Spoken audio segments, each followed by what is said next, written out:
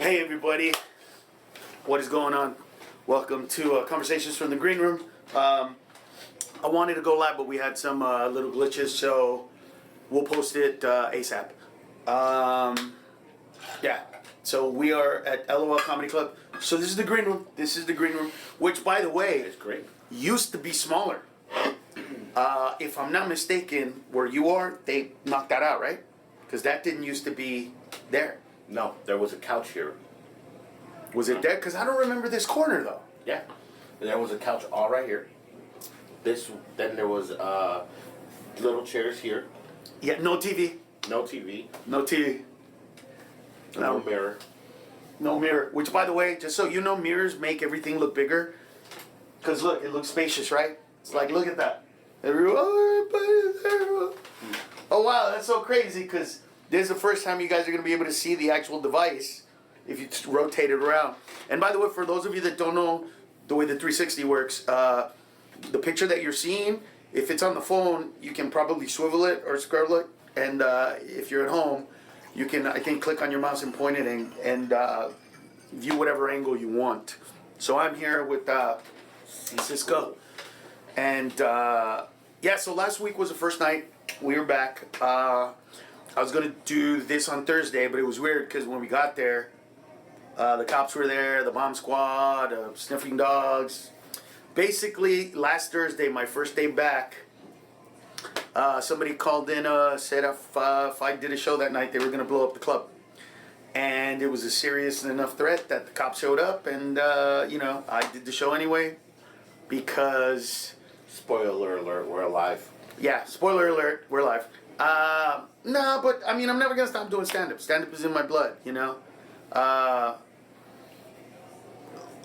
It just is. I mean, I know that a lot of you have never seen me perform before, or a lot of people that have never seen me perform before have no idea what I do. You just go on, these fucking stories that have become fucking epic, man. I mean, it's like, well, anyway, it's not even worth talking about, but it is worth talking about. You know what? Go to my Instagram and I posted something on it, and I'm going to post something on YouTube as well, because I've been dealing with hate for a really long time. And, look, I hope your kids die. I hope your kids get cancer.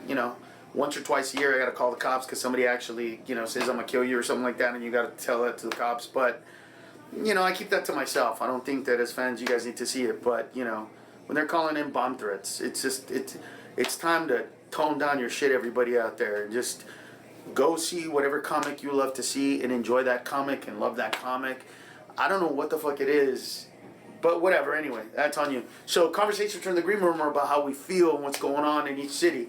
So last week, Thursday's show was a great show. It was in Palm Beach, and I felt like those people came out. It was their first night out, and they hadn't seen anything, and I did an hour and 25 minutes of brand new material, mostly related to stay at home and COVID. Well, here's what happened. When I got off stage, it just felt weird. I just felt like there was something. You know what I felt like? I felt like it was funny, but it had no teeth. It didn't say much. It was just like, oh my God, did you feel this when that happened? And did you do this when it happened? And, jokes about how women and men like their shit to hang because sales of bras went down about 45% and sales of pajamas for men went up about 45%, which means we want our balls to hang and women want their titties to hang. So basically, balls and titties are the same to men and women. So maybe, you know what? I just realized this right now and put two and two together. Women want their things to hang and we want our balls to hang because it feels good. So maybe I'm going to teabag my wife's titties. Maybe that's going to be, or maybe she could titty bag my balls. I don't know, but it's going to work, I'm telling you. And so but here's what happened. Huge change the next day. What I realized that night was I can do jokes about COVID, stay-at-home orders, all that kind of stuff, and there's some of it is going to get a little bit edgy, but not enough. People want to talk about racism and how things are changing, and that's just the way it is. And so I'd written an hour and 25 minutes. That's how long the show was, of all brand new material. First night next Thursday. 1 week later, I gotta come up with another basically 45 minutes of new stuff to add to the 15 minutes over there to create an hour. And last night that was 2 goddamn hours. So anyway, I'll figure it out. I'm about trying to take away, not trying to put in. That's tough. And so now I have last night's show, Thursday's show was just epic. I mean, the people, there was just a mixture of audience. It was incredible. There were people with disabilities, a chick in a wheelchair, a bunch of deaf people, older, younger, mom with her daughters. I mean, it was just epic. It was awesome. And I'm glad I didn't record it, because those shows, believe it or not, bring out the best in you. Those shows are great when you're recording and you know your material's solid and you already tried it. Right? But when you've never tried it and they're laughing at everything, it's almost like, wait a minute. False sense of... Are you fucking with me? You know what I mean? And you just don't know they were too good. I told the audience last night, you're supposed to help me get rid of jokes. They laughed at everything. They didn't help at all. So tonight, I'm going to try to kind of work it and get rid of some stuff and try to do a one hour and see how I can put that together. But that's where I'm at right now. And, you know, the relevance of racism and Black Lives Matter and being choked out and cops' behavior is just, it's just front and center right now, and you can't ignore it. And neither do I want to. It took me a couple of shows to really figure that out. He, on the other hand, hasn't really been doing a lot of COVID stuff or racism stuff.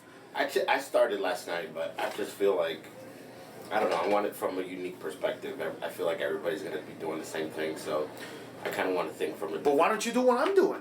Just do your own thing right now before anybody puts their stuff out. Yeah.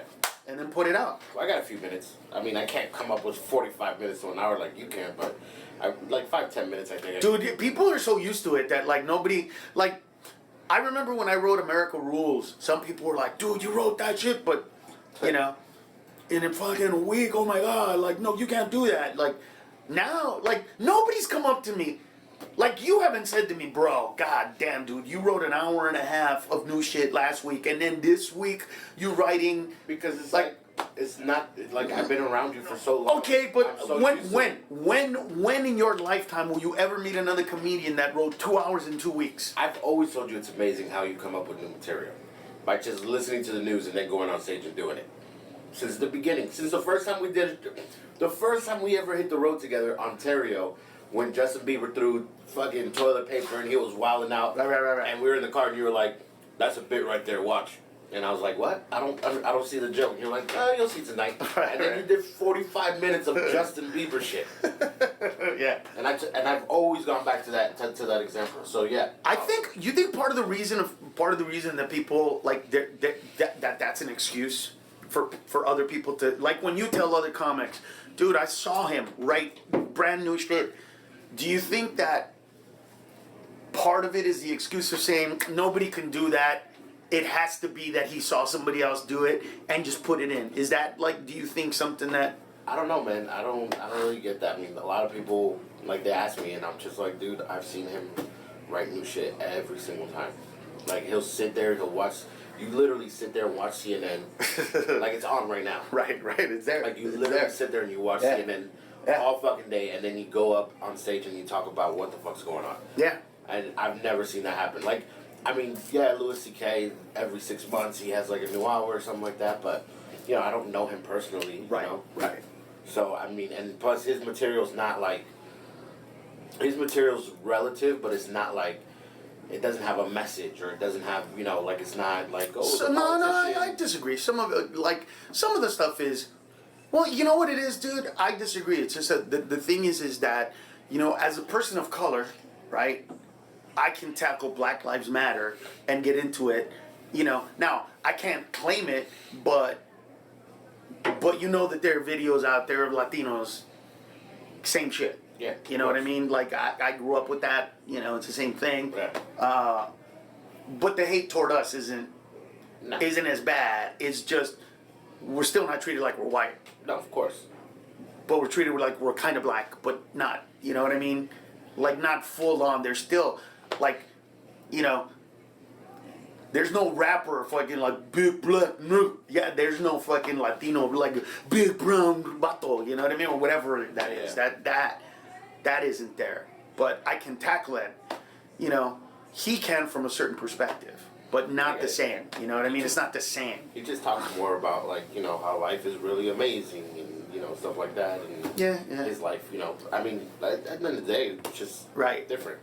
And then so I'm excited, man, to between today and tomorrow to put this together and like really kind of get it solid, because it feels very, and there's so much to talk about that whatever I miss, I'll be able to talk about it later, and that's pretty cool. So yesterday there was a level of like, oh, how's it gonna go, and today it's like, shit, man, I wish that I was getting rid of 10 minutes or trying to add 5 minutes and thinking of more jokes, but it kind of sucks because right now my mind is like, don't write anymore unless you see something like crazy funny, like that the president said that it's arguable who did more for blacks, him or Abraham Lincoln. Like what the fuck. Like, it's so easy to do jokes about him that I don't like doing it. But, dude, when you say that as a president, it's arguable that you did more for black people than the ones who fucking set them free. Are you out of your fucking mind? That is crazy. That's crazy. So, and see, the thing is, because I don't want to get into the fans of his who are going to be like, well, you know, like, come on. See, that's the stupidity of it. So you just don't want to get into that fight. But it's also scary, man, you know, coming here because the thing is, this club opened up like 3 weeks ago. And when it first opened, man, everybody wanted to come out. But today I woke up and, you know, it's like, oh, the things are going up, and the cases are going up, and in a few states, and you just don't know, and should I not do it? You know what I mean? And it's like, but we all knew it was going to go up. Yeah, of course, it's a wave. It was not a wave. It's that we were home, and we go out, there's more people are going to get it. It's just the way it is. It's just, where is it going to settle? Do you know what I mean? Yeah. Like, where's that going to settle? And I already got it, so I'm not afraid, but you never know. You know what I mean? Like, so, anyway. That's where we're at. Last night's show, killer. San Antonio's fun. This is the green room. We'll probably do another show on Sunday to kind of wrap up this this weekend. And you know, we'll get our opening act, Edward Hernandez, he's here in spirit. He's here in spirit. No, but he's outside doing some work. So yeah, man, that is on this Friday evening. What is it? The 12th? I don't know. Yeah, I think it's the 12th. I'll tell you right now. Yeah. Friday the 12th. That's Conversations from the Green Room. Excited to get on stage. Got to take 2 hours, turn them into one. Probably going to be about 1:30, 1:15, because it's just way too hard to get rid of. Yeah. Well, here's the thing. I already know what the last 30 to 40 minutes are. It's just 3 jokes, but they're really long. Yeah. It's a woman president, the cop stuff, and there's another one that I'm not even thinking of right now. Which one? The cop stuff? The wife. Oh, and Trump. The Trump stuff. Those 3 jokes right there are, depending on how much they laugh, anywhere between 30 and 45 minutes just by themselves. Crazy. So, we shall see. And by the way, unlike most times where you're going to have to come and see me perform live to see the shows, by the end of the week, I'm going to have a special. I'm going to put it together during the week, and by next week, everybody's going to be able to see it for free. Everyone is going to be able to see it for free, and I'm just going to put it out. This is material that's relevant, that's now. There's no need to put it up. We'll write new stuff for the next special. So, Conversations from the Green Room. Thanks for watching. Appreciate it. See you soon.